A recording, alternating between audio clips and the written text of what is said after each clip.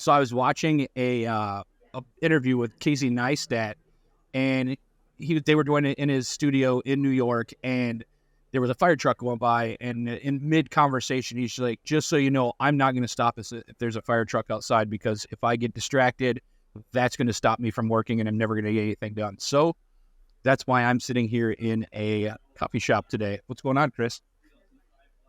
Good. Yeah. It's funny. Like, so the front door of my studio is literally like 3 feet that way.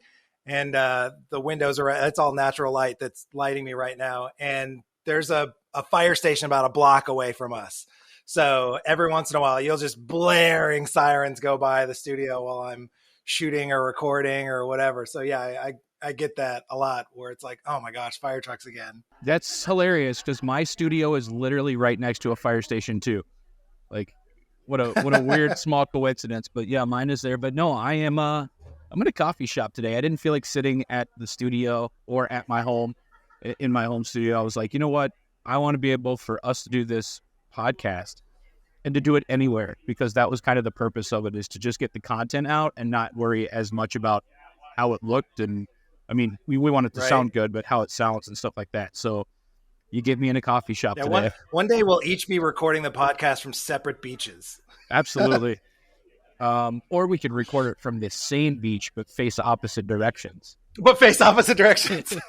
No one knows we're actually there together. So we have two completely different backgrounds, and but it looks like we're on two different complete locations. And then at the end, like, one of us will just stand up and walk around to the other side. But, or we both face, and then you see like each of us are behind the other, you know? Or we're like, one of those podcasts or one of those like videos where it's like you hand me something, but like you literally just like hand me something. It's just like my hand goes from my screen to your screen. Yeah. Oh, okay. Yeah. So welcome to Focus Forward. If you're listening to this random podcast, my name is Josh Russell. Yeah. And I am Chris Grande.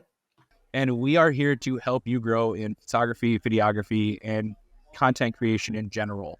We have a pretty interesting topic today that Chris came up with. Chris, go ahead and tell them what we're talking about today. Yeah, so your background's different because you're at a coffee shop. If you notice, my background, if you're watching this on YouTube or somewhere where there's video, my background's a little different too. Yesterday, we did promo shots for some Santa sessions that we're going to be doing this year. It's at the time of this recording, it's fall, and fall brings two things. One is pumpkin spice, and the other is mini sessions for photographers. So I wanted to talk about that and how different studios are doing mini sessions. Are they profitable? Some photographers will be like, I'll never do mini sessions because there's no money in it. Other photographers swear by mini sessions and doing them all the time, and that's how they make their money. So I kind of wanted to talk about that and how, whether you do mini sessions and whether you can make money from mini sessions or how to make money from mini sessions. Because I think it's a hot topic that you see all over the place about whether to do them, whether or not to do them, whether you can make money with them. So just kind of wanted to talk about that. So I am doing mini sessions this year. What about you? Do you do mini sessions? Have you ever done mini sessions? Well, see, a couple times a year, me in general, I don't do many like family photo sessions or anything like that. So it's kind of difficult for me to say yes or no, because now around fall, I'm usually doing a lot of engagement sessions because I do so many weddings. In the spring, it's kind of the same way. And then I start doing senior photos. I do offer what I would consider mini sessions. And that's kind of what I want to talk about with the topic of this. Is it's not a special price. My mini sessions are more a special time, where I don't offer mini sessions all the time. I only offer them once in the spring and like a week in the fall. So I'm not out here saying like, hey, mini sessions or mini session special, this price only. Like, you're still paying the full price that I always charge. It's just that's the time that you could book me to do them, because with me traveling all the time and with me doing so many weddings in the summer, and then us doing workshops, you're quickly going to figure this out too. The more workshops you get into, the less time you're going to want to do mini sessions, because you're going to start to appreciate your time that you have and fall is the time where I'm like, let's go to corn mazes, let's go to haunted houses, let's hang out and do stuff like that. So, and for those of you that aren't in the Midwest, a corn maze is like a maze made out of cornfields. So it's a lot of fun. It's very weird. It's very Midwestern, but they're everywhere up here, and I'm sure they're everywhere in Indiana too. We are in the land of corn, and yes, I literally did a corn maze with my kids last weekend. We haven't did one yet because I've been traveling, but now that I'm back from Florida, and I actually go back to Florida next week, but after I get back from that trip, then we'll go to hit a couple corn mazes, start carving the pumpkins, do all that stuff. But what about you? Let's talk about your mini sessions. So do you do like fall outdoor mini sessions, or are you just doing studio stuff? So mini sessions for us is all studio.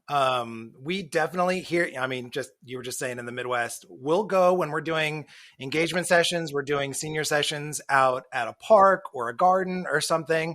We'll see photographers who are there who like carve out a little area and post up, and you'll just see the cogwheel of family after family after family show up, spend 10 minutes, leave. Another family shows up, spend 10 minutes, leave. And they're shooting the same angle. So they're getting 20, 30 families that are coming in, and each of those families is going to get the same exact shot in this park. And I was just before we started recording, I went into kind of my town Facebook group, because every town, regardless of where you're listening to, if you go to your town Facebook group, there's 300 photographers who are in that group who are probably doing mini sessions right now. And I just searched mini session in my town Facebook group, and I don't want to call anyone out because, I'm not here to do that, but I see one that's like 30-minute sessions, $75. You get 15 to 20 edited images. I see another one that's 15-minute sessions, and you get 10 to 20 images for $50. And I'm like, 10 to 20 is a wide range of shots. Am I getting 10 or am I getting 20? Like, for one, you're being wishy-washy with how many images you're going to edit. But then I was calculating what that is like. So even if you get 20 images for $30 or for $50, that's you're charging $2.50 per image is what you're charging. You can't even get a McDouble for $2.50 anymore. So you're saying the images that you're taking are not worth as much as a McDonald's McDouble, on the dollar menu at McDonald's. It's just, well, and also, I don't know if that's the message. Like also, okay, so if your mini sessions are, if your mini sessions are $50 for 30 minutes, and you're given 20 photos back, like how many photos are you snapping in that one location that could be worth using?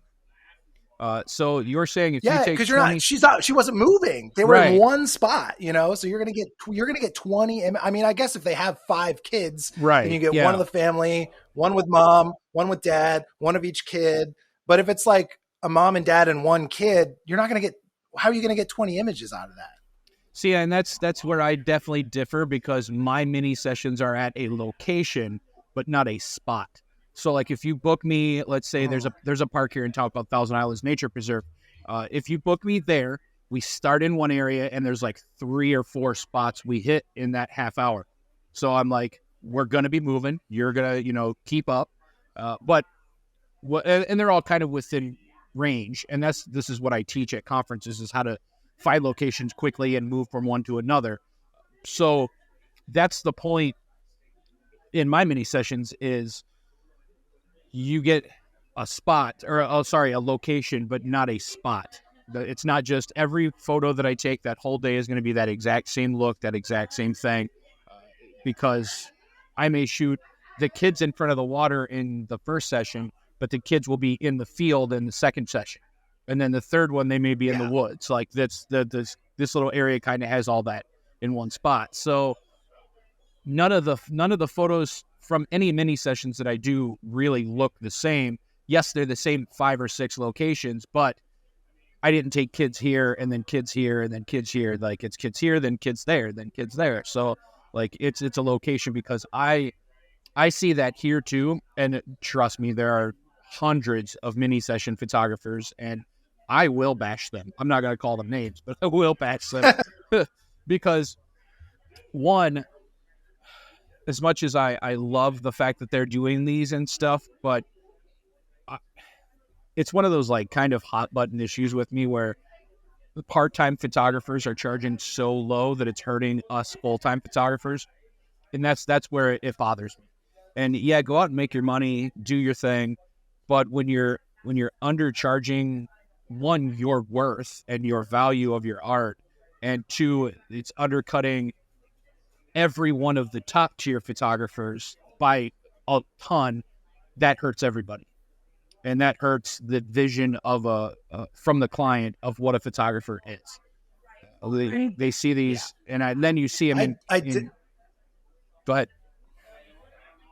I was saying I definitely see that, especially with like the part-time versus the full-time photographers and stuff like that. And I honestly wish that I have nothing against hobbyist photographers who are just doing it as a side hustle or something like that. I completely agree. But when the side hustlers are presenting themselves as a business, but they're not running their photography as a business, they're running it as a side hustle, a hobby, something they're just trying to make enough money to buy their next lens. That's when it gets confusing.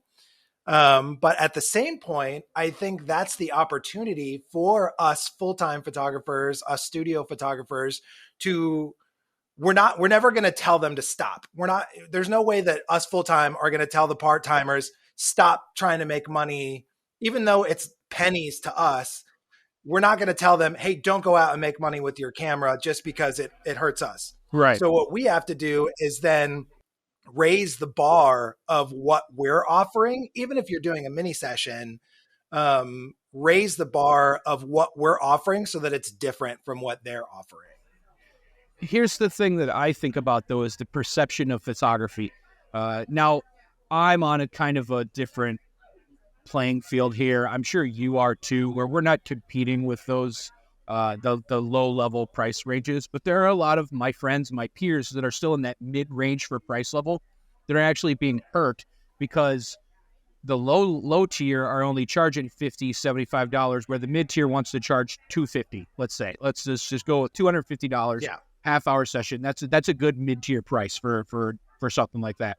And these couples or families or whatever it is, they see or they've seen or booked low-tier photography, and then the next year they message mid-tier and they're like, oh, well, this person is charging this, so I thought that's what photography cost. And then it's now mid-tier has to teach this family the real cost and the real reason behind the cost. Yeah. So it's causing like stress in all levels except for low tier, who's just making a quick buck per se. Yeah. So I mean, for us, well, I mean, one of the things is just doing, you can make money doing mini sessions, but to give the digital files away, to me, it's just laziness on the photographer's point. I've had family photos done with a photographer who's a good friend of ours, lives in the same neighborhood as us. We've been going to her for years. She's gone to us. We've done different things, and she's a shoot and burner. And we've gotten family photos back from her. And as a photographer who has a professional lab, I have photos from her that I've never printed because I haven't gotten around to it. So as a full service studio, I want to be able to provide an album, a photo book, prints of some kind, because people get busy. They forget to do it. They don't, they came to us wanting a new family portrait for their wall. And if I give them a USB or, heaven forbid, a DVD that photographers are probably still doing, they're never going to print them because I tried to figure this out. They never get around to it. I tried to figure this out the other day, and I do not own a single computer in any of my studio, my house, anything that takes a disc anymore. Like, I don't own an that old has a computer DVD laying drive around. anymore. Nothing. Like, I can't, if I got something that I wanted to burn or rip or whatever, or an old program that needed to install off a disk, there's no way. I do not own a single computer in my entire house that has a disk drive in it. Yeah. Well, and the thing is even now, we're right at the brink where USB-A is going to stop being a thing on laptops. Yeah. So then and especially as, everything moves to mobile first, where it's all phones and tablets and stuff like that. And laptops become more like tablets. Everything's going to be USB-C. Yeah. Especially so even now shout with out to the new iPhone coming out. Yeah. So shout out to Photo Flash Drives, who has a USB drive now that can flip between USB-A and USB-C. So it's on one drive that you can flip back and forth, and it has both connectors on it. Love that company because they're always on the bleeding edge of knowing what we need to, present stuff like that. Should, so shout out to them, even though they're not sponsoring this video. I was going to say we should approach them and see if they want to sponsor us. Yeah. But yeah, so with that, doing the IPS and offering prints and stuff is where you can charge $50 for your session fee for them to come, but that's $50 is for your time, or it might be to pay for the permit that you need to shoot in that park to cover your cost of doing the session. $50 for a mini session fee is fine, but being able to charge even selling small prints or a photo book or something, and make $100, $200, $300, $400, $500 on that mini session, that's where you can actually make money. Because I'm not against mini sessions, but for me, if I'm shooting, shooting a mini session has to make sense as far as the time goes that I'm spending on that session.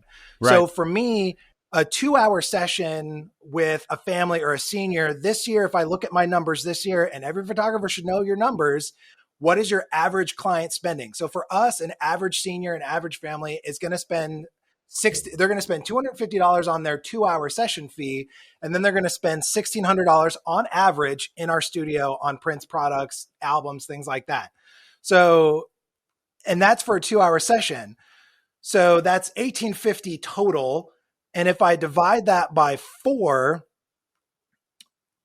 a 30-minute mini session, I should be able to make, if I can make an average of $462 on a 30-minute mini session on average across 4 mini sessions over that 2 hours, that makes sense to me. Now I'm making the same amount doing mini sessions that I would if I were doing a 2-hour full session. If I'm doing 4 mini sessions and each of those mini sessions makes me $4 or makes me $50, so that's $200. But one 2-hour session could have netted me $1,600. And what are you doing with your time at that point? Yeah. Because you have to factor in not only your shooting time, but your editing time when you're figuring all that. But we're not going to get into that in this one. And I like the way that you said that, you worded that, because what you basically do is, what did you say the number was? 430, something like that? 460, yeah. Okay, so basically off every $50 mini session, you need to basically try to make $400 in prints. And selling $400 in prints should take you no effort at all. Right. Yeah, especially if they're not getting anything with their session. For me, my senior photo sessions, I offer 2 different types. I offer just like an a la carte style, where the session itself is $500. They do get like 5 to 10 digital low resolution copies for sharing on social media. It's usually closer to 10. I don't even really say 5 to 10 anymore. I just say about 10. But then if they want prints, then they have to come in and do an IPS. Otherwise, $1,000 gets the session, and then like some wallets, a couple 8x10s, and whatever it equals out to. Most people end up doing the $500 session and then coming in and still spending like $800 or $900 on prints, and that's something that I think we'll talk about in a complete other episode. Because one, I'm still... Oh yeah, we could totally talk about IPS. I'm still kind of fresh in it. Like, I offer it, but I don't push it as hard as I know I should.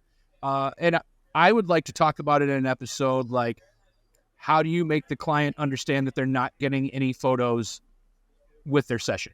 and the purposes of IPS and stuff like that. So let's put a pin in that one until maybe the next episode next week. Yeah. But I like that idea as far as the mini sessions and how to think about it. It's just, like I said, it's not really been, I've never really offered a ton of mini sessions or anything like that. A couple years ago, I offered like $125 mini sessions. You got 15 minutes or 20 minutes or something like that. In the same little location that I was talking about. I did it 2 weekends, and I think I only booked like 5 for both weekends. It was like 3 on one weekend and 2 on the other. So I was like, instead of doing that, now that my popularity is kind of growing in this area and nationally in general, let's only offer like a weekend or 2 weekends, and you have to book me that, or you don't get family photo sessions the rest of the year. And it's went pretty well that way now to do it that way, and to only offer it like, you want family photos, like you come to me in July and you want family photos, come back to me in May or October. Those are your options.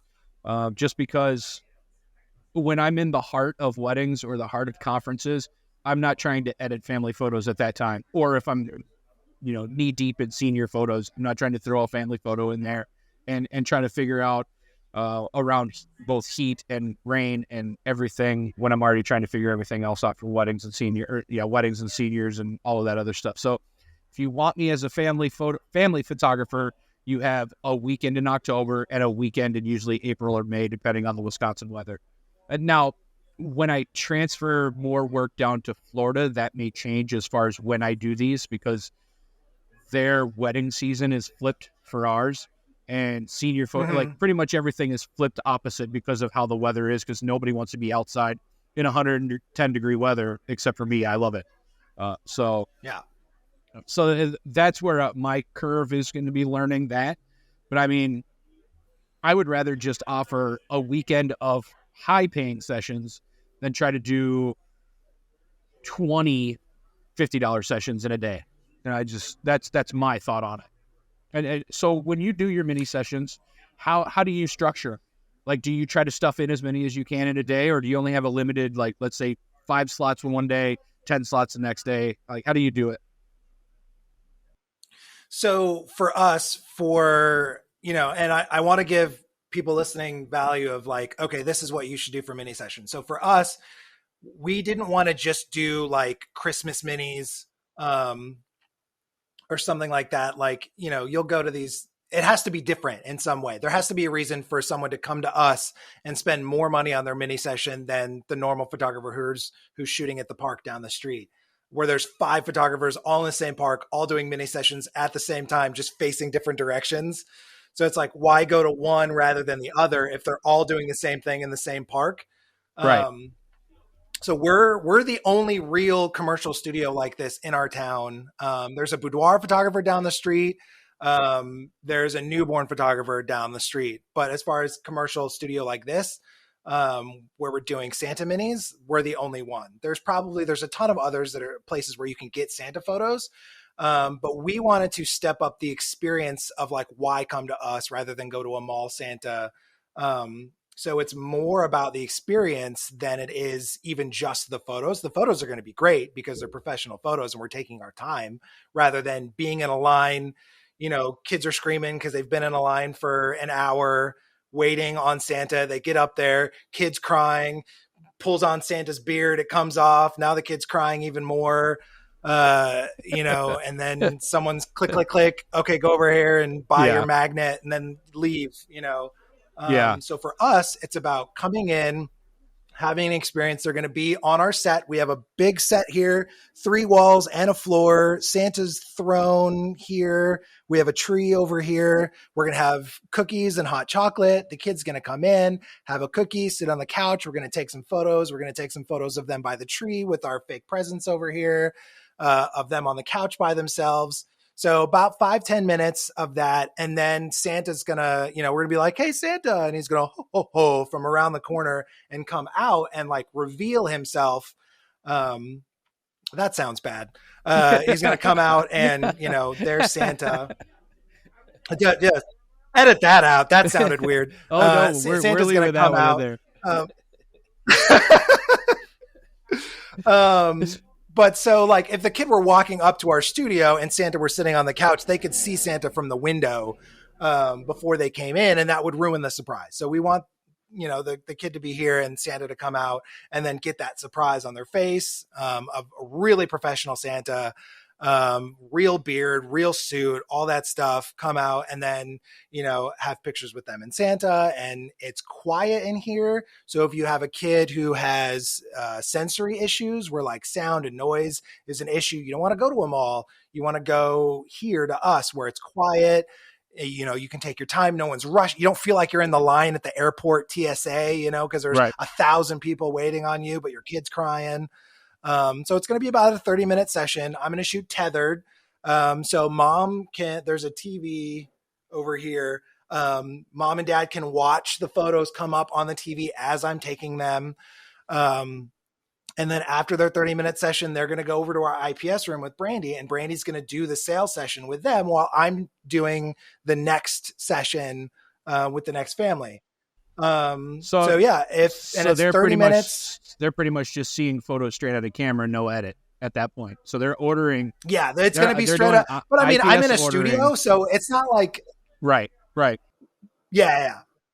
Yeah. So being in studio is different. If I were shooting outside, then I'm going to edit everything before I show anything to anyone because I'm dealing with sun and shadows and all this stuff. I want to make sure it's all color corrected. But when I'm in studio, everything's perfectly set up in manual mode, Kelvin lighting, colors perfect and everything. So straight out of camera is pretty much going to be what they're going to get. There's going to be some fine tuning, some dodging, burning and stuff after of whatever they order.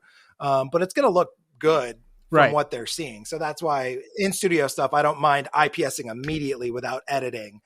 And while the experience that they just had is fresh in their mind, if they have to come back another day to do IPS, the excitement of what just happened is kind of died down a little bit. So I want them to be like, oh my gosh, that was amazing. I have to have this photo, that photo, or an album or whatever, a photo book of the whole session.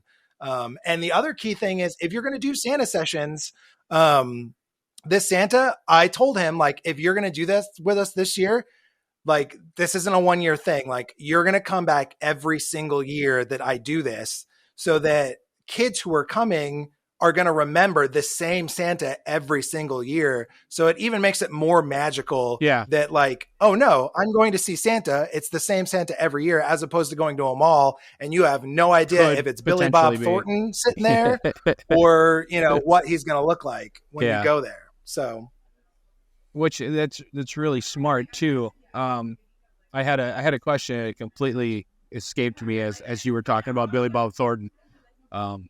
But I think it's a great way that you do it. And the IPS. Oh, that's what I was going to say is the way that you do IPS on the spot because of the excitement. That's completely different than my realm of wedding photography, because my wedding photography is, let's say, 2 months later. And when they come in for their IPS, they get to relive that day, and that kind of re-sparks that thought. So like that's where weddings I feel are different when it comes to IPS, in my opinion, because that excitement is gone for a little while. They're now living their normal married life. They've already been on their honeymoon or whatever, or they're planning their next normal day. And then they get to come back in and see their wedding again. They get excited again, and then they're ready to, write checks. So that's definitely. I think wedding on that, I totally agree with you, is different, where it's like, no, reliving that day is the magic, where parents, either senior, even our seniors, they come in 2 weeks later to view their images and stuff. But you want to do it, especially with parents or something like this, as soon as possible so that they can, while the excitement because anything could change in a couple of weeks and they'd be like, oh, never mind, I just don't want to buy anything. Like had a bill come, or some car broke down, or we just we're on to the next thought, or planning our next trip or something like that, where they're like, we don't want to spend any more money, we'll just take what we can get. So like I understand that. I completely get that. I think that's a great idea. I think that's the same way that like boudoir photographers, a lot of boudoir photographers do it too, is like you'll have the boudoir session, they'll send you to get coffee quick, and then when you come back they got like some quick edits done, and then they're ready to talk about IPS. I don't do it that way. Yeah, I because do it. I mean, doing a boudoir session like that is an adrenaline rush for them. You know, they have never posed that way or worn those things or whatever. So you want that excitement to still be there when they're doing that. But you do also want to have a clean photo when you're presenting it, Right.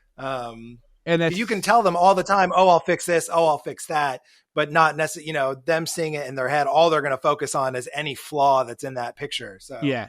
And that's kind you of want to do some editing. And I know a girl here in town and she does them, but she'll send them, like, she'll give them a gift card to the coffee shop down the road, not the one I'm at, but a different one. And she'll be like, "Hey, go have lunch and a coffee on me. Come back in an hour."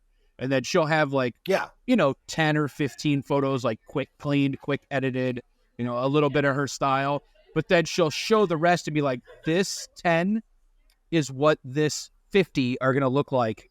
Do you like any of them?" Or whatever. So that's how she does hers. Yeah. Is she kind of quick edits and does some quick skin cleanup and blemish removal and stuff like that. And then there's like, this is what they look like, the style-wise. What do you think about this photo, that photo? Do you want to buy this one, that one? After they've, went and had a drink or had coffee or a sandwich or whatever. Yeah, I mean, it's and giving that gift card, it's not, "Hey, go away for an hour." It's, "Hey, I'm providing this service. Here's lunch or coffee on me. Go there." They still feel that customer service side. Right.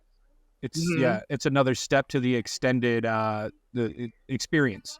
Because the photos are done. Experience. The photos are done, but the day is not done. Like, "Oh, Josh wants me to stay around and go have a coffee on him or lunch on him."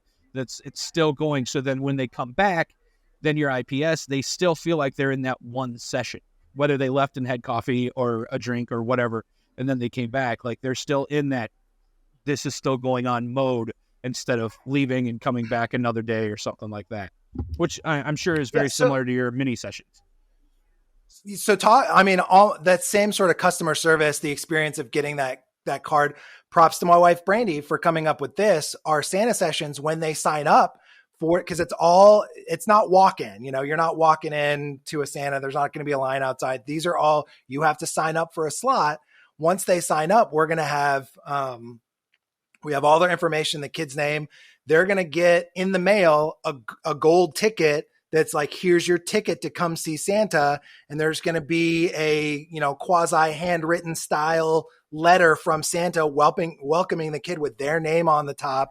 And then as they're coming in, we'll be able to tell Santa, "Hey, our next appointment is, Susie Lou, so she's going to come in," and Santa's going to come around and be like, "Susie Lou, I've been expecting you." And they're like, "Oh, Santa knows my name." It's all about, as much experience you can shove in to that as possible. It's not just, "Here's a picture. I took a pretty picture of your kid with Santa. Please buy it." They're coming to pay for that experience alone and the magic of that, that stuff. So that's where, like, as photographers, if you're running a studio, it has to be more about just pushing the button, printing a picture. Here you go. I think that is absolutely genius, that whole way that you just explained that. And I feel like there's going to be a lot of Christmas photographers that are going to steal all of that idea with the gold ticket and everything. And steal away. You've honestly, like, even got my wheels turning where I'm like, I have a studio that I could probably do something like this in. And I've never offered, I can't say that. A couple of years ago, I offered some Christmas sessions on one day, and I did some Christmas sessions and it went okay. But I really like your whole, like, experience. I think that's a great idea. So you got my wheels spinning. Yeah, I'm gonna have a three wall. Yeah, I think about how much parents are willing to pay for their kids to have. I think this generation is really more about experiences than they are physical items. So parents will pay. Like, our kids, our boys love escape rooms, love them. Doing escape rooms with 4 kids is expensive. It probably costs us $130 for my family to go do an escape room, which is 20 minutes of fun. We love, I say 20 minutes. We're not that fast. It probably takes us 45 of the 1 hour we're allowed to do the puzzles. But that's still, it's $150 for an hour to do that. So, like, what is a parent willing to pay to have a private quiet, non-rushed experience, magical experience with Santa, they'll pay, people are charging $50 for pictures with Santa.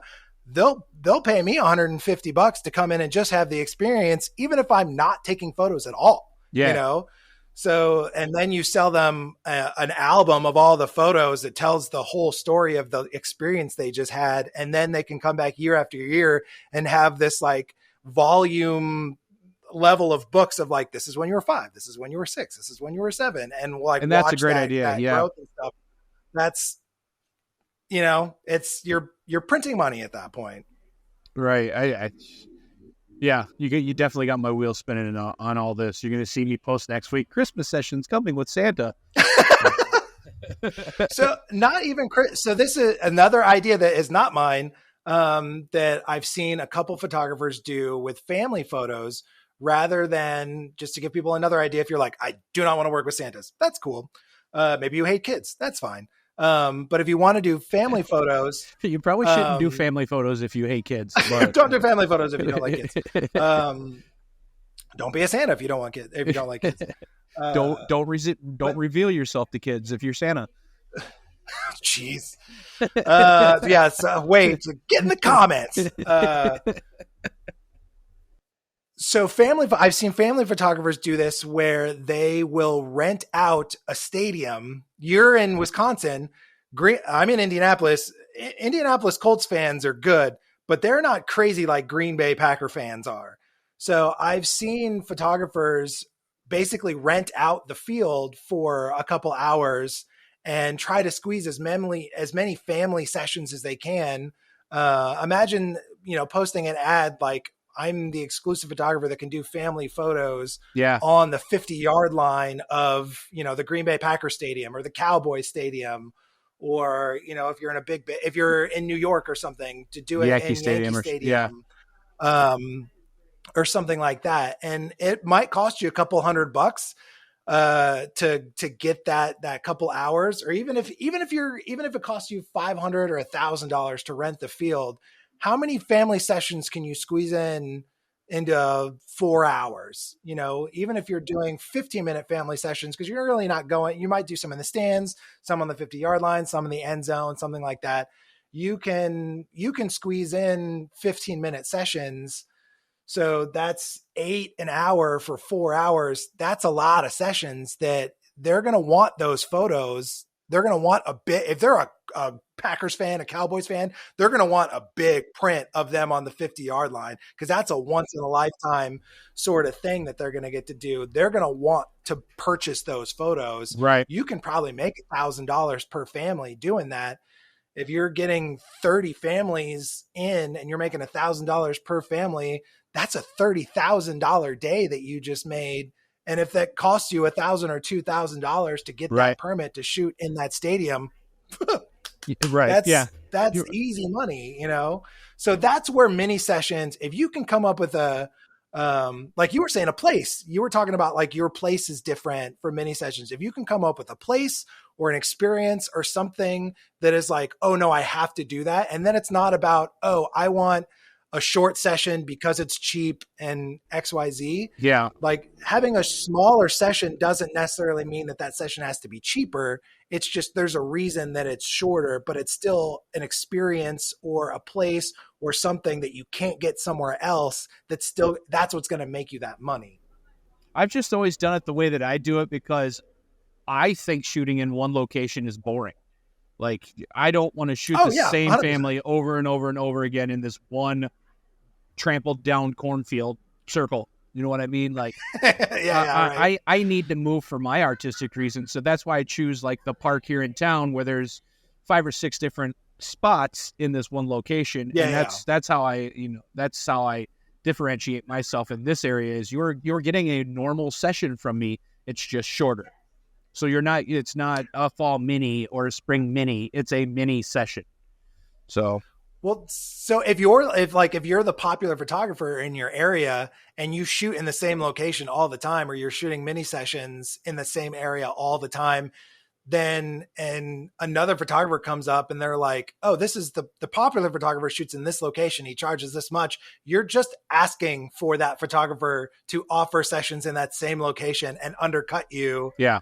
And so that's where, if you're going someplace where you have to pay a high price for a permit or something, that hobbyist photographer is not going to pay a $2,000 permit to shoot in a stadium, because they don't have that kind of money, because they're not making that kind of money. And you have to think about it though, like from the perspective that you gave, is if you're willing to invest that $2,000, but you're going to make $30,000, you have to think about that $30,000 and not the $2,000. Like you have to, you have to look at it like, okay, it's going to cost me, but I'm making this much, and know that you're going to make that much, and not think about the 2,000, but think about the 18,000 or the 28,000 that you're going to make. Yeah. And that's some of those hobbyist photographers aren't going to make $30,000. If they're charging $50 a session, they're not making $30,000 this year. And they're probably entire career. $2,000 to shoot on, yeah. And if you're going to spend $2,000-$3,000 for a permit to shoot on the 50-yard line of your football stadium, and you're going to make $30,000 in one day, like, come on now. Yeah. Why not? It's another just banger of an idea right there. We are at 41 minutes, so we should probably try to wrap this up. All right. Yeah, man. I think. That's a lot of value for 45 minutes. So. Right. So yeah, the way that it narrows it down, the way that you're going to become more successful in this fall mini thing is, or not fall mini, but this mini session thing, is to figure out a way to be different than everybody else, and to figure out a way that you can prove your worth in a community of low-priced, mid to low-tier photographers. And I don't mean that with any negativity or disrespect, but if you're trying to separate yourself and really make something successful out of this, you have to do something that is going to set yourself apart when it comes to that price. Yeah. Yeah. And with you, I know, like, moving to Orlando and stuff, like, there's so much stuff in Orlando that, like, families on vacation, you can geolocate your ads to, like, if you get a permit to shoot somewhere with Disneyland in the background or something. I do elopement sessions at Universal, and I'm going down next week to do one. And my elopement sessions in general are usually around, let's say, $700 for 2 hours for an elopement. My Universal ones are between $1,500 and $2,500 just for 2 hour sessions. Same thing, because it's a premium. Yeah, so it's a location that not families people, on vacation, and so yeah. So just set yourself apart and figure out a place where not everybody is going to be, and that's how you can do some good sessions. Or if you have a studio, utilize your studio like Chris does, and set up more of like an experience type situation. So I think that's where we can wrap it up. I think that's where we can wrap it up. I think we can get out of here on that one. I think this is a good podcast. What's your closing words today, man? Just be different. Adapt. What's the saying? I'm going to mess it up. Innovate or die. That's it. You gotta be different, or if you're not relevant, the world moves so fast now, with technology moving so fast, and just the world in general is just so fast. You have to be doing something different. You can't be shooting in the same location every day. Do something different. Raise the bar of the experience, raise the bar of your photography, and move on to that next level. And that's what this podcast is all about. And my closing statement is, if you are Santa Claus, don't reveal yourself to children. Let's just remember that. Oh, no, yeah. we need shirts that say that or something. All right, let's get out of here, Chris. We will see you next week. Thanks for tuning in. Remember all the stuff that we always say, hit the subscribe, the follow, whatever podcast platform you're listening or watching on. See you next week. Is Focus Forward. We'll talk to you next week.